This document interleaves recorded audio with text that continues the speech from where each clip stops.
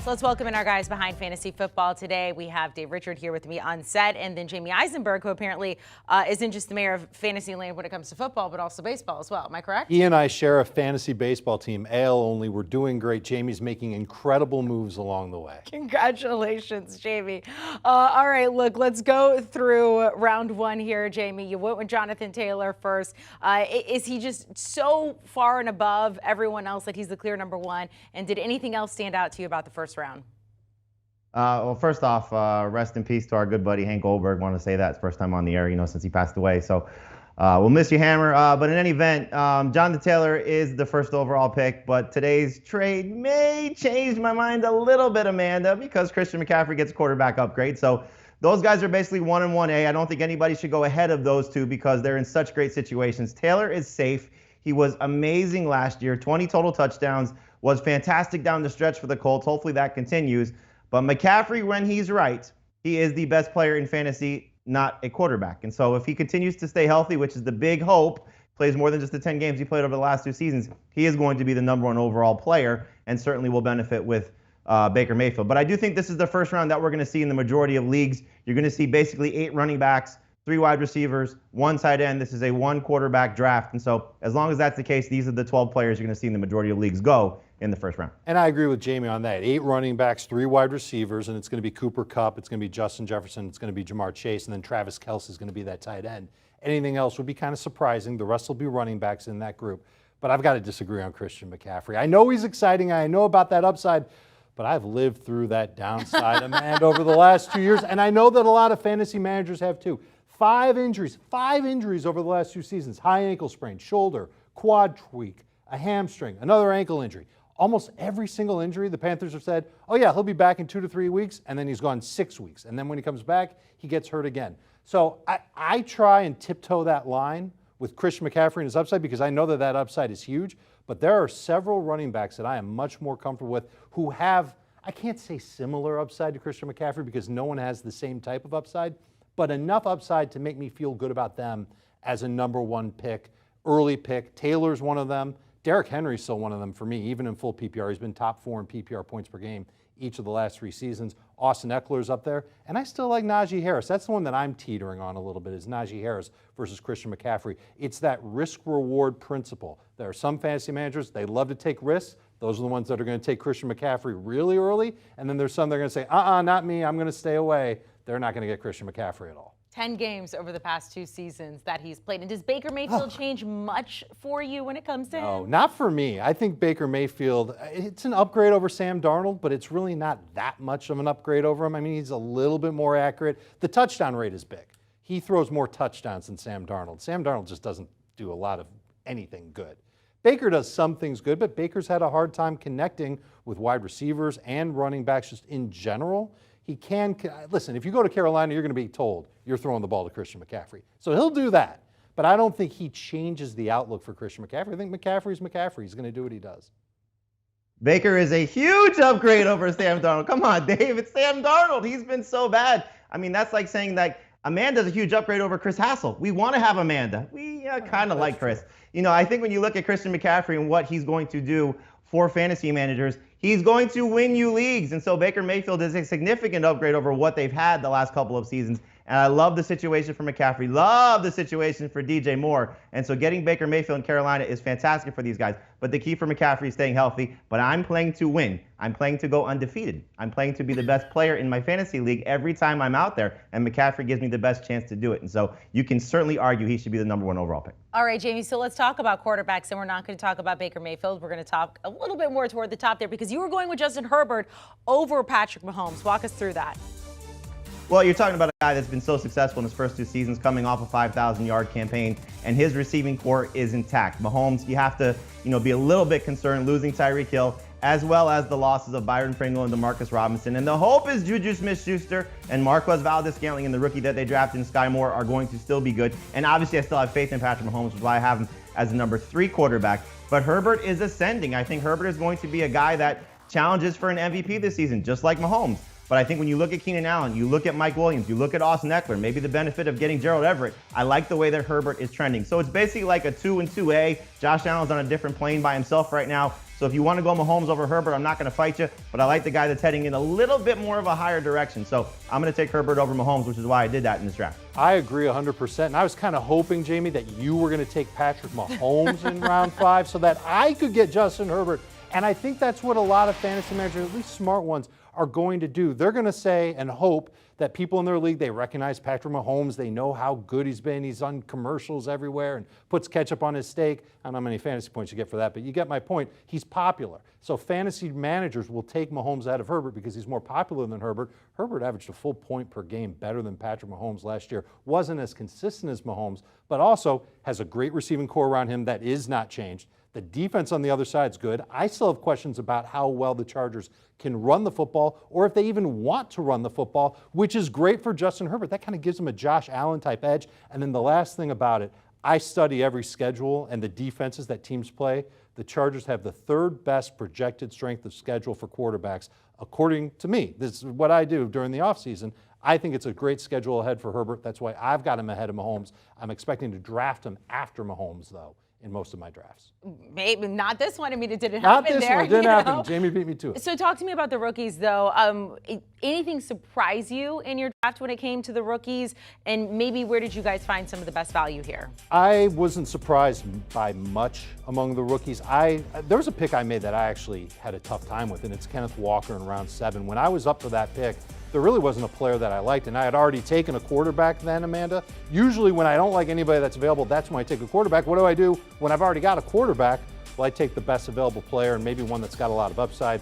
Walker was that for me. But I think you're going to find a lot of really good wide receiver value later on in the draft. I think this is a pretty good wide receiver class. Olave in round 9 has a chance to be very good. Sky Moore in round 9 has a chance to be very good. You go down the list, there's lottery ticket players like Rashad White, and then Jamar Dotson's another guy that I like a lot. Could be the number 1 receiver for Washington if things don't work out with McLaurin and Wentz. If they can't connect, we've already seen in OTAs that Dotson and Wentz have connected. I don't think it's going to happen. I think McLaurin's going to be fine. Dotson can still be a good, productive fantasy wide receiver. There's a lot of rookies in this class that are pretty good.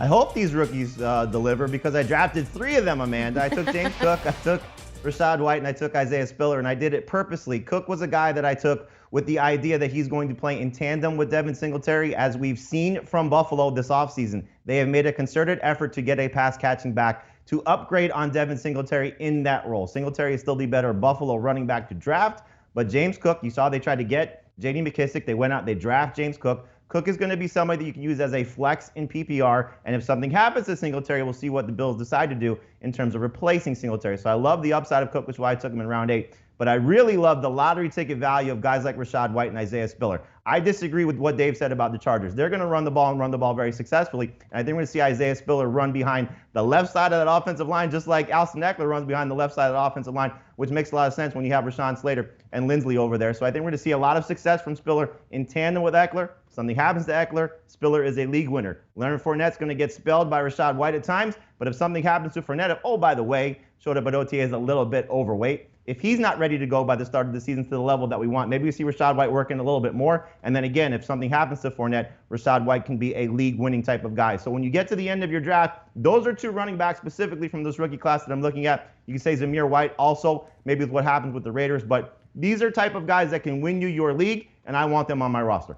Jamie taking a chance on 3 rookies there. Look, he said he's being aggressive. He's here to win. He's here to be undefeated. Only way you play. You know what? I don't disagree with you. So, and I do want people to know we're going to put up both of your teams here in a second.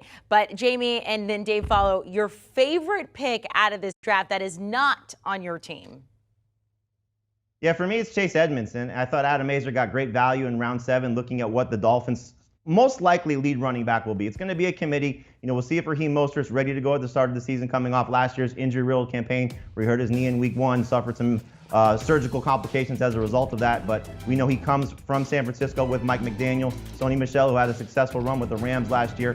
But Edmonds is the one with the highest ceiling. It's going to be a scenario where all 3 guys, if healthy, share time. We'll see if Myles Gaskin works in as well. But to get the potential lead running back of what is going to be a much improved rush offense, especially with the additions on the offensive line that the Dolphins made, I love this value for Chase Edmonds. I would have taken him over Ken Walker, for example, in what Dave did at round 7. I wouldn't have done that. I obviously didn't do that. And I do like the idea of Chase Edmonds. That was actually my original pick for the one that I like the best in the draft, too. But then I looked a little later, And Jamie talked about lottery ticket values, especially when you get to the double-digit rounds. I don't know if there's a player with better upside than Trey Lance in San Francisco, because it looks like he's going to be the main quarterback for the 49ers. I don't see Jimmy Garoppolo getting that opportunity, and he's going to run a lot. And we know that fantasy quarterbacks who run have a chance to put up a huge amount of points. He connected well last season with Deebo Samuel. In 3 games that he played the majority of the snaps in, he gave you at least 20 fantasy points in 2 of those 3 games. He's going to play a lot of games this year. I think he takes a step forward. And when you're talking double-digit rounds, I don't care if you've got a quarterback or not on your team, Trey Lance should be on your list. He is a true league winner. Okay, so those are your favorite picks, again, that are not your own. Let's go to your least favorite. I have double-checked. Neither one of you picked one of your selections there. So just, we're going to be nice here. Of course. But, however, I liked Jamie's pick of Mike Evans. We didn't even talk about that. Late Yeah, round. there That you was go. almost who I went with, because I mean, Evans should be in for a huge. I just meant, if we wanted to call out the people who made these picks, which is kind of fun sometimes. You can find them online, though. What is your least favorite pick? I did not like Mark Andrews at 15th overall, second tight end off the board. He's going to be the second tight end off the board, but it felt too soon for me. 14.4 PPR points per game last year with Lamar Jackson. 22.3 PPR points per game without Lamar Jackson last year, and we know the Ravens didn't have a good run game. They had to throw a ton. That benefited Andrews, saw a ton of targets. It turned into a great fantasy season. Case in point, in 2020, he averaged 11.6 PPR points per game. 2019, 13.4. Those were his numbers with Lamar Jackson. I think he comes back quite a bit. There are players at other positions, running back and wide receiver especially, that you can take who will average more points per game than what Mark Andrews will do for you. He is a late round 2 pick at best. The player who made me nervous the most, and probably will make me nervous the most based on his average draft position, which is where he was basically selected in this draft as well, is Ezekiel Elliott. And we saw last year, you could say the knee injury, and that certainly is something to consider. But is he going to ever bounce back and be the same type of running back that we know he can hopefully be, but I just don't expect it to happen. So you have the loss on the offensive line of 2 key players. You have the situation of Tony Pollard coming on and might be the better, more explosive running back at this point. And so Zeke is a round 4 pick for me. So it's kind of splitting hairs because he was at the end of round 3, but I just don't have a good feeling about Ezekiel Elliott this season. Last year he was saved by the touchdowns. He was saved by the big games that he had in the passing game when there was no Michael Gallup, and we're going to find out, how they'll replace, obviously, Amari Cooper. But I just don't love the upside of Ezekiel Elliott. I think it's kind of capped. And so to take him in round 3 felt a little too soon. I'm going to call the people who made those picks Thomas, because we got a last name of Thomas and a first name of Thomas. So they're just Thomas there. Jamie, walk us through your team. Well, Amanda, everybody else playing for second place when you look at this roster, because this is a league-winning type of team. And so when you go with Jonathan Taylor first overall, as Dave said, I got Mike Evans in round 2, but I went heavy at receiver, even though this is only a 2-wide receiver lineup format. But I could play Allen Robinson as a flex, and I think he's got top 15 upside. So to get 3 of my top 15 wide receivers, and to get a 4th guy in Rashad Bateman who's got so much upside, I love the way this roster came together. Miles Sanders, not the most ideal number 2 running back, but as I told you, I took a lot of lottery ticket type of guys, along with the rookies. Alexander Mattison, 1 injury away from being a top 5 running back. I love Cole Kmet as a breakout tight end. So this roster to me is one I will take in any league that I play, especially a PPR format. I feel the same way about my roster, and I didn't have the number 1 overall pick. So I was later, I think I had the 7th pick in the draft or the 6th pick in the draft. Got Najee Harris, really happy with him. I think he's going to be a high-volume running back, should get around 3 catches per game. I think that Steelers offense, especially the O-line, will be better this year. That will make Harris a more efficient running back. Alvin Kamara was there in round 2. We don't know what his status is. At the time of this draft, a lot of people are worried about him being suspended for 6 games. If he is suspended for 6 games, I don't think I'm even taking him in round 2. But at this point, we don't know for sure, so I took him. And then I went with back-to-back receivers, A.J. Brown and Marquise Brown, 2 guys who changed teams, 2 guys who I think are in better situations with their new teams than they were with their old teams. Patrick Mahomes, a great value pick in round 5. Built up my running back depth with Singletary and Kenneth Walker. Did something I usually don't do, Amanda. I took a lot of wide receivers in this draft. Alan Lazard, Chris Spicy. Olave, That's what you are. Tim Patrick, and even Rondell Moore. 4 wide receivers that I'm going to target for bench picks. And I really think Lazard's got a chance to finish as a top 30, maybe even a top 24 wide receiver, as potentially Aaron Rodgers' number 1 guy. What grade would you give yourself? An A. An A? Jamie, what grade would you give yourself? Is there anything better than an A+? I don't know. I'm not sure. Yeah. I don't even understand necessarily like plus and minus and whatever when it comes to like, is that better than an A? Is an A- worse than an A? Yeah. Or is it? I don't know. See, Yeah, this just is by the nature of the clearly minus why being I did there. not do well in school. By the way, both of you are intimidating enough, like on opposite teams. Thank God you're on the same team when it comes to fantasy baseball, because I would not want to go up against either one of you. Gentlemen, thank you so much. It has been fun. We appreciate it. By the way, you can check out that latest draft there on CBSSports.com. Fantasy Football Today, latest episode, emergency podcast. Baker Mayfield to the Panthers. We're going to talk about what this does to DJ Moore. Does it change Christian McCaffrey's value at all? And will the Panthers make the playoffs? Make sure to download and follow. Do you want a sports network that delivers everything that matters about the game? The highlights, the picks, the instant analysis, no yelling, no fake debates, no politics. Hit the subscribe button and never miss a moment.